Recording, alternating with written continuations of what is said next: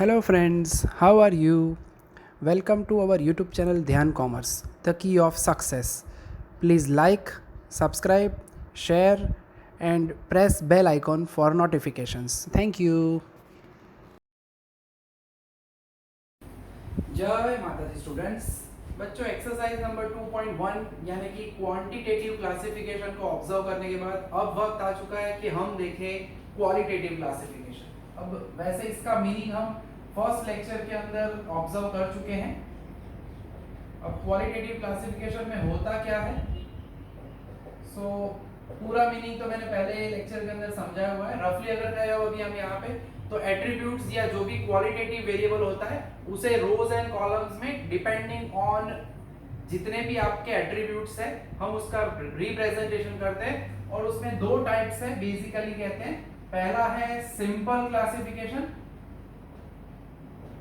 Simple classification होता क्या है बच्चों, मटेरियल में हमने सभी चीजें आपको कॉपी दी हुई है। ध्यान कॉमर्स के बच्चों के पास वो मटेरियल कॉपी है जिसमें हर एक थियरी के टॉपिक को हमने एक्सप्लेन किया हुआ है शॉर्ट में। तो सिंपल क्लासिफिकेशन में होता क्या है, एक ही एट्रीब्यूट होता है उससे रिलेटेड क्लासिफिकेशन किया जाता है, तब उसे कहा जाता है सिंपल क्लासिफिकेशन। कैरेक्टरिस्टिक एक ही हो तब। अब बुक में बच्चों पेज नंबर 38 है, वहां पे इलस्ट्रेशन नंबर 18 है। हमारे पास एक्सरसाइज में तो ऐसा कोई सम नहीं है। इलस्ट्रेशन 18 में दिया हुआ है हमें ऐसा एक सम जिसमें designation of the employ wise table जो है बनाया गया है, टेबुलेशन किया गया है। ठीक है, तो वैसा ही एक हम एक्स्ट्रा सम भी ले सकते हैं। ठीक है, कि फॉर एग्जांपल ब्लैंक टेबल बनाने वाले सम भी पूछे जाते हैं।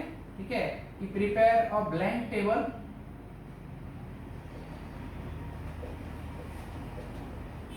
showing designation of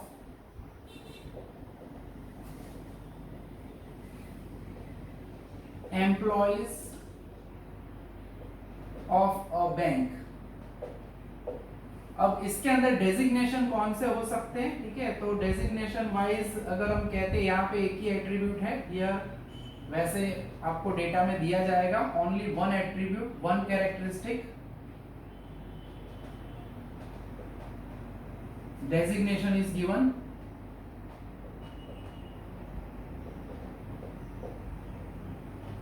उसके अंदर डेजिग्नेशन के अंदर कौन सी कैरेक्टरिस्टिक अंदर कौन कौन हो सकते हैं, तो डेजिग्नेशन में हमें यहाँ पे दे सकते हैं वो वहां पे हो सकता है। ठीक है, security personnel, then senior clerk, bank manager and peon. ठीक है, तो इस तरह से सपोज हम यहाँ पे चार जो है वो डेजिग्नेशन वाइज चार पार्ट में बांट रहे हैं। इलस्ट्रेशन नंबर हमारे पास बच्चों अवेलेबल है 18, ऐसा ही पार्ट है। ठीक है, जब भी आप कोई भी टेबल बनाते हैं टेबुलेशन के रूल्स भी है। ठीक है, सभी चीजें तो मैं आपको बोर्ड पे पूरे पढ़ूंगा नहीं, वो हमारे पास अवेलेबल है मटेरियल कॉपी में, बुक में भी अवेलेबल है बच्चों। टेबुलेशन में सबसे पहला पॉइंट रहता है आपको टाइटल ऑफ द टेबल बनाना पड़ता है। ठीक है, तो यहाँ पे हम टाइटल देंगे सबसे पहले तो कि ये जो टेबल है अभी हम बनाएंगे ब्लैंक टेबल बनाने वाले हैं। A table showing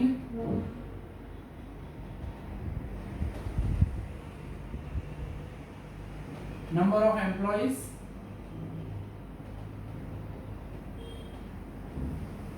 according to, title थोड़ा सा अपने हिसाब से लिख सकते हो, अकॉर्डिंग टू देयर डेजिग्नेशन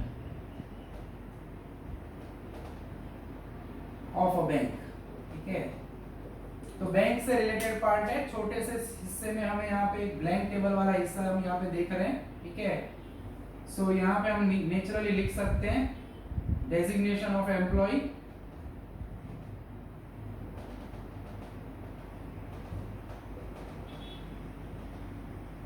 और यहाँ पे वैसे ब्लैंक टेबल है, अदरवाइज यहाँ पे नंबर ऑफ एम्प्लॉइज हम लिखते हैं, फिर भी हम यहाँ पे कह तो रहे हैं नंबर ऑफ एम्प्लॉइज। तो ये एक ब्लैंक टेबल, क्योंकि एक्सरसाइज में कोई सम है नहीं इसका इस टाइप का जिसके अंदर सिंपल क्लासिफिकेशन है, इसलिए हमने एक एक्स्ट्रा ये सम ऐड किया हुआ है। ठीक है, तो हमारे पास यहाँ पे है सिक्योरिटी पर्सन। अब डिपेंड करता है बैंक के ऊपर कितने रखते हैं, एक है दो है। ठीक है, सीनियर क्लर्क, वैसे जूनियर क्लर्क भी होते हैं तो वो भी डिफाइन कर सकते हैं। बैंक मैनेजर जनरली बैंक में मैनेजर एक ही होता है, ठीक है। प्यून हो सकते हैं 1 2 3 4 व्हाटएवर, ठीक है। तो ये जो रेडी हो गया बच्चों, ये हुआ हमारा सिंपल क्लासिफिकेशन, जिसके अंदर से सिंगल कैरेक्टरिस्टिक हो, एक ही कैरेक्टरिस्टिक हो, उसके हिसाब से टेबल बनाया जाए, क्लासिफिकेशन किया जाए, तब उसे कहा जाता है सिंपल क्लासिफिकेशन। अब इसके बाद जो दूसरा टाइप है वो है बच्चों मैनीफोल्ड क्लासिफिकेशन, यानी 2 या 2 से ज्यादा जब एट्रीब्यूट्स या कैरेक्टरिस्टिक हो तब कैसे करना चाहिए उसका क्लासिफिकेशन, उसे अब हम ऑब्जर्व करेंगे। तो बच्चों एक्सरसाइज नंबर 2.2 में क्वेश्चन नंबर 3 जो कि रेडी रखा हुआ है, क्योंकि इसके अंदर हमें ब्लैंक टेबल बनाना है। उन्होंने डेजिग्नेशन दिया हुआ है, हमें मैरिटल स्टेटस दिया हुआ है, जेंडर दिया हुआ है। इसके बाद जो भी हम सम्स ऑब्जर्व करेंगे फ्रीक्वेंसी वाले, जिसमें हमें डेटा दिया जाएगा, उसमें सबसे पहले हमें डिफाइन करना पड़ेगा कि कितनी कैरेक्टरिस्टिक्स है, और उसके बाद हम टेबल जो है वो प्रिपेयर करेंगे। फिलहाल यहाँ पे सबसे पहला काम हमें करना है, सब कुछ रेडी तो है, उन्होंने ब्लैंक टेबल बनाने के लिए कहा है हमें, सो हम यहाँ पे टाइटल देंगे सबसे पहला, टेबल शोइंग। अब यहाँ पे है क्या, तो उन्होंने बोला है prepare a blank table by considering the following characteristic for the candidates. यहीं से हमारा टाइटल निकलता है, who appeared for different jobs at a bank, ठीक है। शोइंग कैंडिडेट्स हु अपीयर, अलग भी थोड़ा सा टाइटल लिख सकते हो, for different jobs at a bank according to, last में जितने भी एट्रीब्यूट्स हो वो हम अकॉर्डिंग टू करके लिखते हैं, according to their designation. Second attribute है मैरिटल स्टेटस, एंड जो है थर्ड एट्रीब्यूट यानी जेंडर। सो यहाँ पे हमें 3 एट्रीब्यूट से रिलेटेड जो है वो टेबल जो है वो बनाना है हमें। सबसे पहले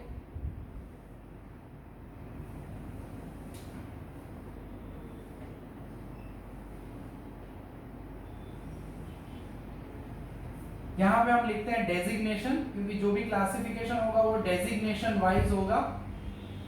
अब उसके बाद जो है वो थोड़ा सा परिवर्तन, थोड़ा सा ध्यान रखना है हमें, ठीक है, कि मैरिटल स्टेटस के हिसाब से पर्सन इधर मैरिड है या अनमैरिड है वो पार्ट आएगा।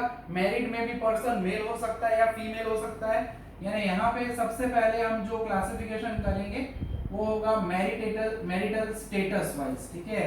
मैरिटल स्टेटस जो है उसके हिसाब से person can be either married और अनमैरिड, ठीक है। तो क्लासिफिकेशन में 2 हिस्सों में बांटेंगे इसे, मैरिटल स्टेटस का पूरा हिस्सा रहेगा, तो मैरिड पर्सन हो सकता है या वो पर्सन हो सकता है अनमैरिड।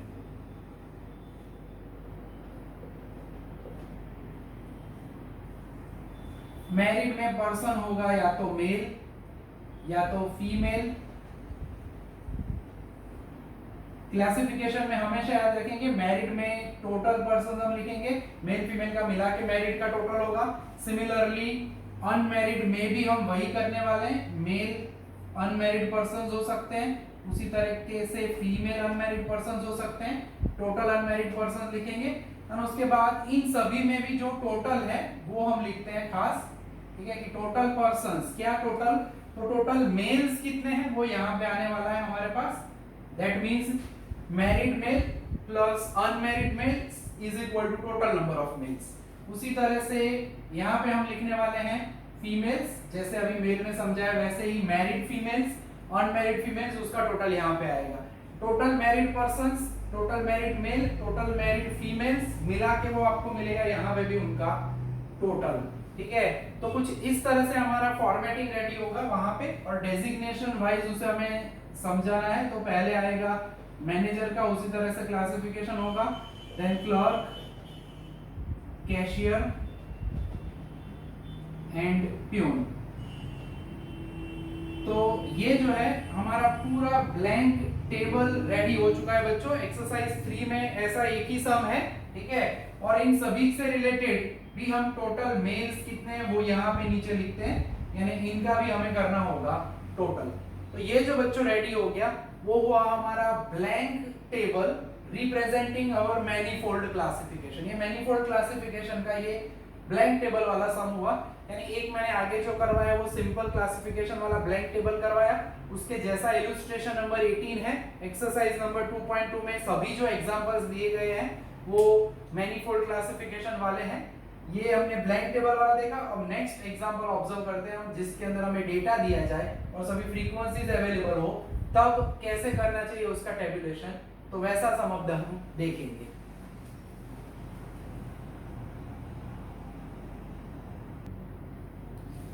तो बच्चों अब हम ऑब्जर्व कर लेते हैं एक्सरसाइज नंबर 2.2 का दूसरा एग्जांपल, जिसके अंदर हमें मैनीफोल्ड क्लासिफिकेशन दिया गया है। पता कैसे चलेगा, तो देखो क्वेश्चन है पेज नंबर 42 पे, 1600 employees are working in an office, total employees दिए गए, among these employees number of men exceeded number of women by 15% of total number of employees.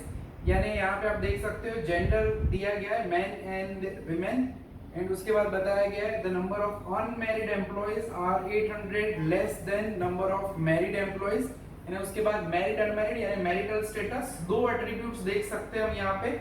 Last में दिया गया the number of unmarried women is 195, represent the above data in a suitable table. सबसे पहले तो बच्चों हम यहाँ पे ये ऑब्जर्व कर सकते हैं कि दो एट्रीब्यूट्स है। So here there are two attributes given.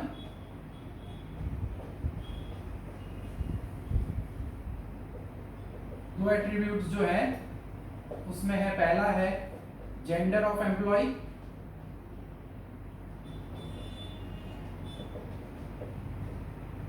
And दूसरा जो है marital status. Only gender and marital status आप लिखते हो तो भी चलेगा, टेबल में हम खाली इतना ही मेंशन करेंगे, ठीक है। तो दो एट्रीब्यूट्स को हम यहाँ पे रिप्रेजेंट करने वाले हैं। सबसे पहले जो है वो हमें देना होता है हमारा टाइटल, यानी हम लिखेंगे टेबल शोइंग। क्वेश्चन में उन्होंने बोला हुआ है एम्प्लॉइज जो है, employees working in an office बोला है, ठीक है, showing employees of an office. फिर हमें लिखना है अकॉर्डिंग टू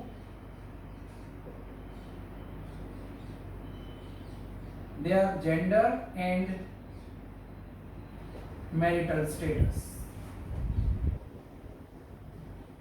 तो दो एट्रीब्यूट्स हमारे पास है, टेबल को हम रिप्रेजेंट करेंगे यहाँ पे depending on two attributes. Marital status आप लिख सकते हो मैरिड, अनमैरिड। यहां पे हम लिखेंगे जेंडर, जेंडर में हम लिख सकते हैं मैन विमेन, ठीक है। अब जेंडर जो उसको भी क्लासिफिकेशन किया गया है, ठीक है, तो नॉर्मली जो लिखते हैं हम इस तरह से भी लिख सकते हो। मैरिटल स्टेटस जो है हम यहीं पे डिफाइन कर देते हैं, जेंडर यानी man and women, and marital status में हम लिखते हैं मैरिड एंड अनमैरिड। टेबल में सीधा यहाँ पे मेंशन करोगे तो भी चलेगा, ठीक है। सो मेन एंड यहाँ पे हम लिखेंगे विमेन, मेल फीमेल ऐसा भी लिख सकते हैं, और यहाँ पे आएगा टोटल, ठीक है। नीचे भी हम लिखेंगे टोटल।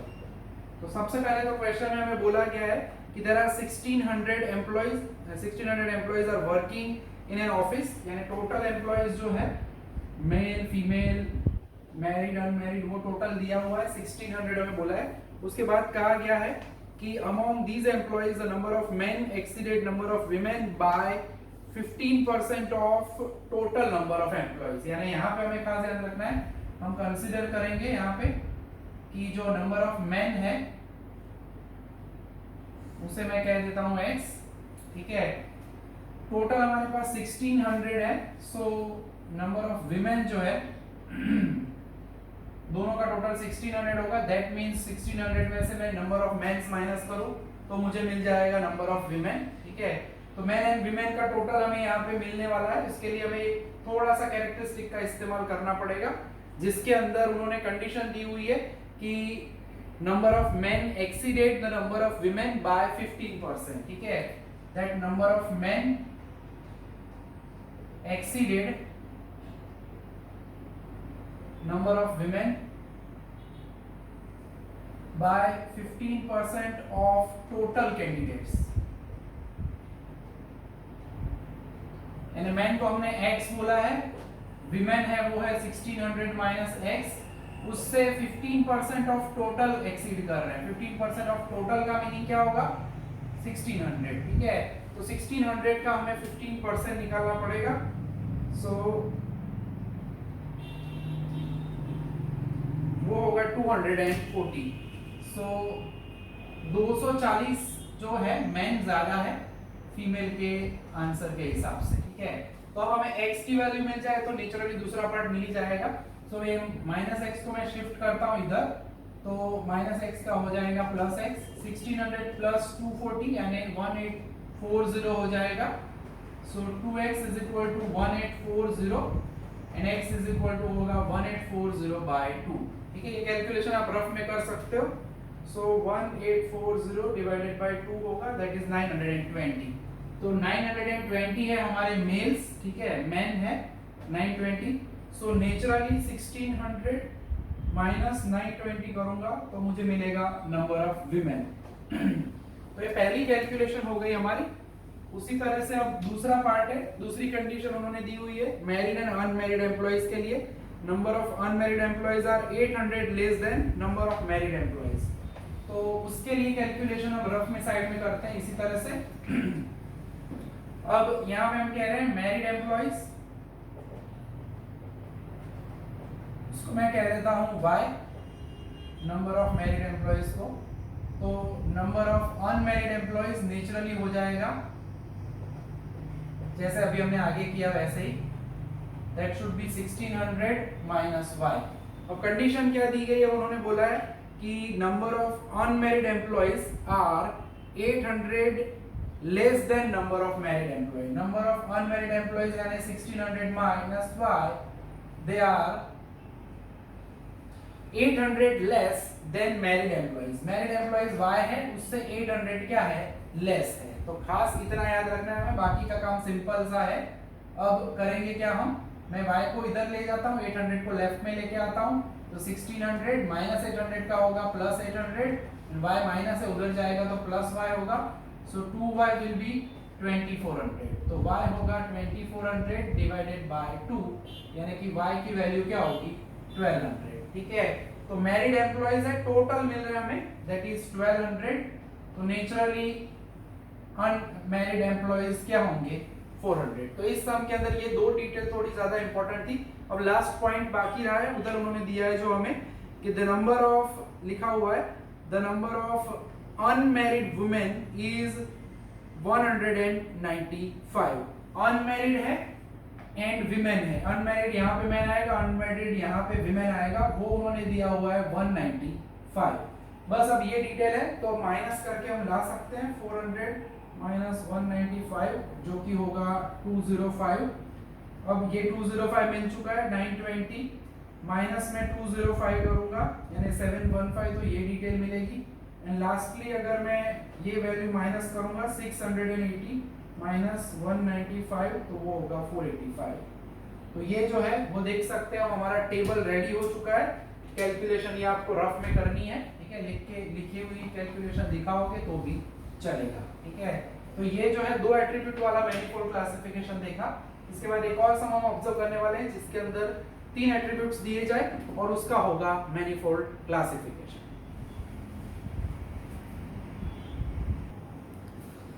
तो बच्चों अब हम ऑब्जर्व कर लेते हैं एक्सरसाइज 2.2 में चौथा example, fourth and fifth almost same type के सम है।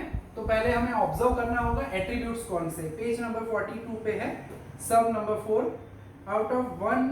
Out of total 1850 women working in a factory. अब सबसे पहले तो टोटल विमेन दी हुई है, यानी यहाँ पे विमेन से रिलेटेड ही डेटा होगा पूरा, फिर भी पढ़ लेते हैं आगे। 549 were residing in labor area, ठीक है, लेबर एरिया में रहती है, यानी एक और एट्रीब्यूट मिला area of residence labour area. Out of total married women of labour area 250 had experience, यानी एक और एट्रीब्यूट आया मैरिड, ठीक है, यानी पहला एट्रीब्यूट हमें मिला एरिया ऑफ रेसिडेंस, दूसरा मिला मैरिटल स्टेटस, एंड तीसरा अभी दिख रहा है हमें 250 had experience and 93 were inexperienced. ठीक है, सो ओवरऑल हमें पहली 2-3 लाइन के अंदर से ही पता चल जाता है कि इस सम के अंदर एट्रीब्यूट्स कौन से हैं। यानी हमारे पास 3 एट्रीब्यूट्स हैं, marital status, area of residence and third जो है वो होगा एक्सपीरियंस। ठीक है, तो हियर वी हैव 3 एट्रीब्यूट्स।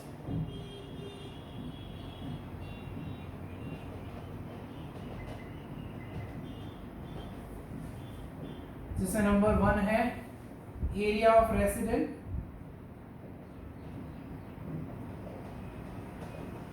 जिसमें अगर आगे पढ़ते हैं बच्चों तो वहां पे अदर एरिया ऐसा लिखा हुआ है लास्ट में। सो लेबर एरिया, जहां पे ज्यादातर लेबर रहते होंगे, एंड जो दूसरा एरिया है वो उन्होंने लिखा है अदर एरिया। सेकेंड एट्रीब्यूट जो है बच्चों वो है मैरिटल स्टेटस। पूरा क्वेश्चन पढ़ लेते हैं, बाद में भी आप ये डिसाइड कर सकते हो। तो हम कहेंगे मैरिड, एंड दूसरा एट्रीब्यूट उसका ऑपोजिट होगा अनमैरिड। एंड थर्ड एट्रीब्यूट जो है वो हमने देखा एक्सपीरियंस।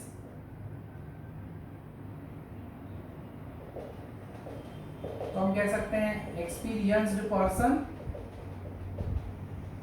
और इनएक्सपीरियंस्ड।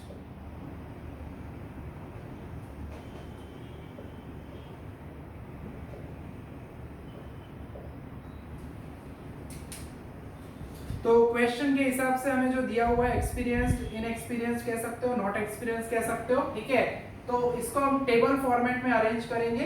एरिया दिया गया है, उससे रिलेटेड है, टोटल विमेन वर्किंग एरिया के बारे में बताया हुआ है। ठीक है, तो सबसे पहले टेबल में पहली कॉलम हम डिफाइन करेंगे according to the area, area of residence,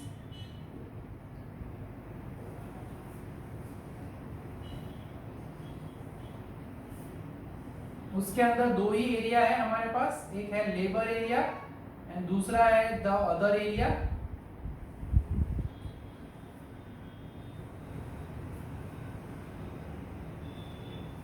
अब टाइटल देना बहुत जरूरी होता है बच्चों, तो पहले टाइटल दे देते हैं, टाइटल भूलना नहीं है। ठीक है, तो हमें पहले टाइटल लिखना होगा table showing number of women working in a factory according to their area of residence, marital status and experience। ठीक है, तो टाइटल इज ऑलवेज इंपॉर्टेंट, तो मैंने ये करेक्शन कर दिया। खास ध्यान रखना है आपको भी।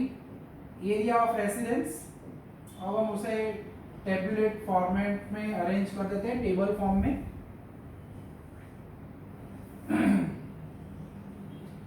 फिर यहाँ पे हम ऊपर लिखेंगे मैरिटल स्टेटस,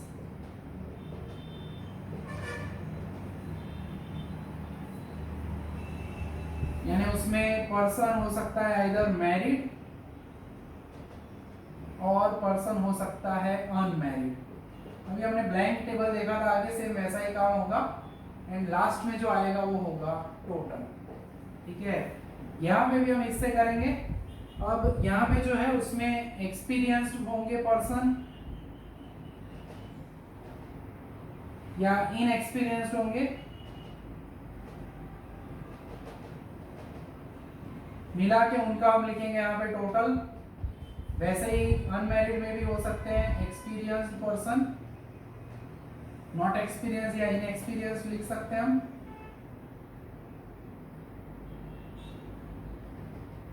एंड यहाँ पे आएगा टोटल।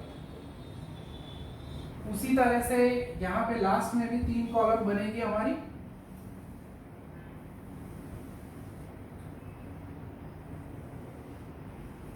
जिसमें एक्सपीरियंस्ड,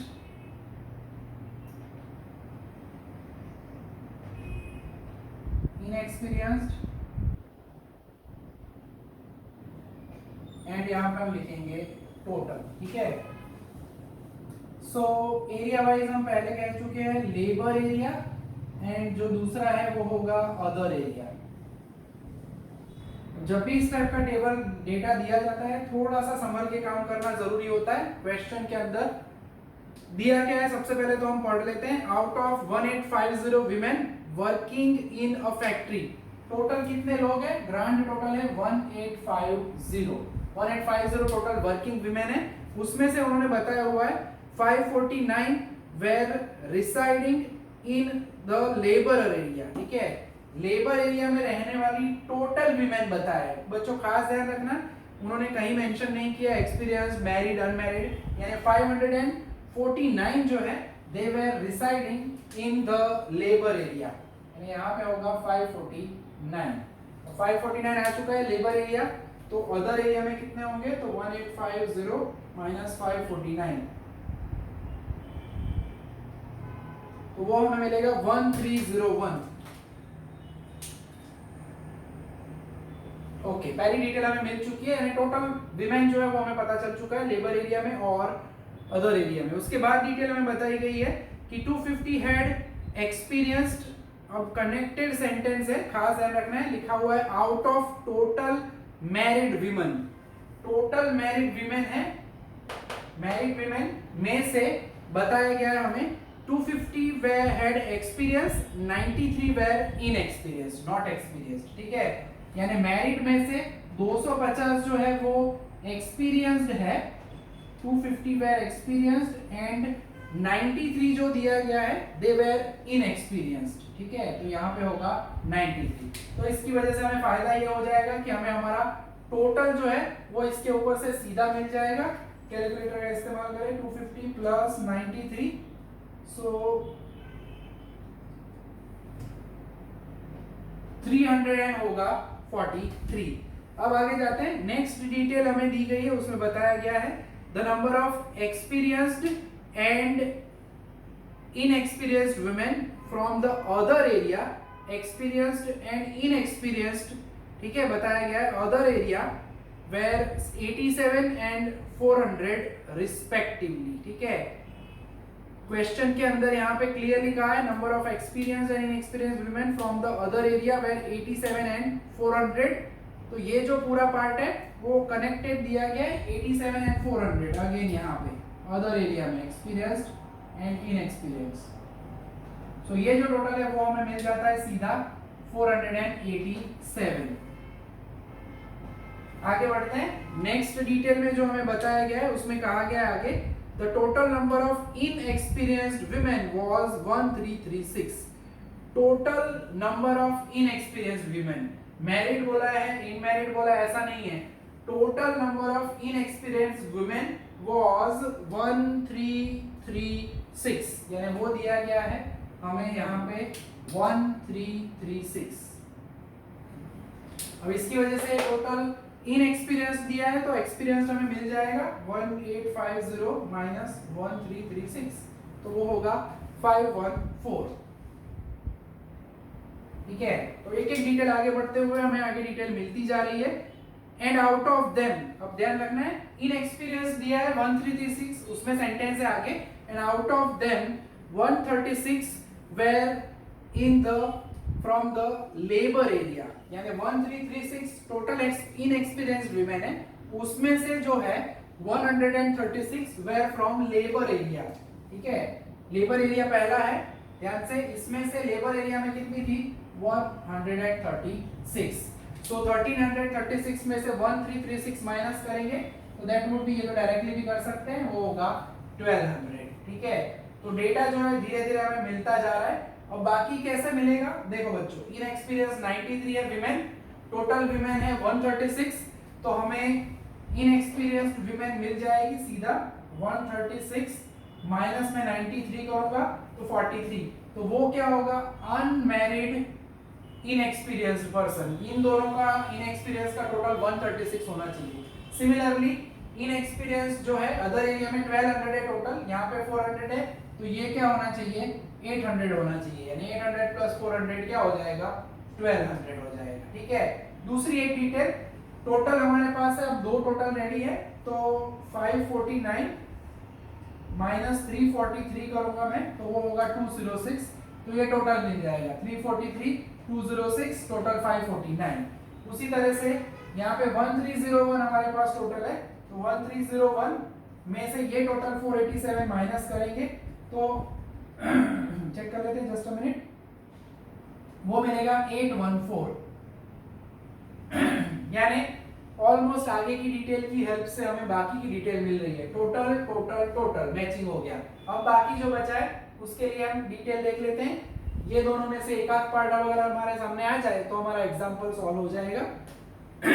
सॉरी, देखो अब आगे बढ़ते हैं। Out of total women 1020 were unmarried, ठीक है। अब वो तो अब हमारे पास वैसे रेडी हो गया है, अनमैरिड का तो ये टोटल आप सीधा भी कर सकते हो, 1020 हमारा रेडी हो चुका है, इसका भी टोटल कर सकते हैं। 843 रेडी हो चुका है, इसका भी टोटल हम कर ही सकते हैं, ठीक है। 343 प्लस 487 तो वो होगा 830, ठीक है। ये होगा 493 एंड ये होगा 250 प्लस 87 तो ये होगा 337, ठीक है। तो इतने टोटल तो मिल चुके हैं। अब एक ही खाली डिटेल मिल जाए तो टेबल हमारा आराम से कंप्लीट हो जाएगा। देखिए लास्ट डिटेल आगे जाते हैं, क्या बोला हुआ है, among the number of experienced women में से, ठीक है, from labour area and from other area were 163 and 14। अब ध्यान रखना है, अमॉन्ग देम यानी डेटा जो दिया है उसमें से 163 एंड 14 जो है अनमैरिड में से, आगे वाला जो डेटा कनेक्टेड है उसमें से सेंटेंस आगे क्या दिया था, अनमैरिड वाला। तो अनमैरिड में से number of experienced from labour area and other area, यानी अनमैरिड में experienced labour area and other area में उन्होंने बोला है हमें 163 एंड 14, ठीक है। तो अब हमारा टेबल कंप्लीट हो जाएगा 116 एंड 14, तो इसे हम कह सकते हैं टोटल सीधा 177 में कर सकता हूँ, मिला के वैसे भी ये मिल ही सकता था। बाकी क्या बचा, तो टोटल एक्सपीरियंस पर्सन, तो 250 प्लस 163 करेंगे तो वो भी मिल जाएगा हमें 250 प्लस 163। ने ज्यादातर है ना टेबल में इसमें सीधी कैलकुलेशन ही करनी है, थोड़ा लॉजिक यूज करना है, तो ये होगा 413, ठीक है। और वैसे भी ये तो हमें सीधा भी मिल सकता था डायरेक्टली भी, ठीक है। तो ये 1200 है, 1300 है, तो ये होना चाहिए 101, ठीक है। तो in either case you can solve this table, solve this example very easily, ठीक है। तो ये हो गया हमारा 3 एट्रीब्यूट वाला मैनीफोल्ड क्लासिफिकेशन का एग्जांपल। बच्चों नेक्स्ट सेक्शन जो हमारा होगा वो पूरा होगा डायग्राम से रिलेटेड, ग्राफिकल रिप्रेजेंटेशन से रिलेटेड। हमारे पास जो ग्राफ है, डायग्राम है, उसके 3 टाइप्स है, उससे रिलेटेड कुछ एग्जांपल्स को हम नेक्स्ट लेक्चर में देखेंगे। तो यहाँ तक का काम रखने वाले आज के लेक्चर में। जय माता जी, thank you and take care.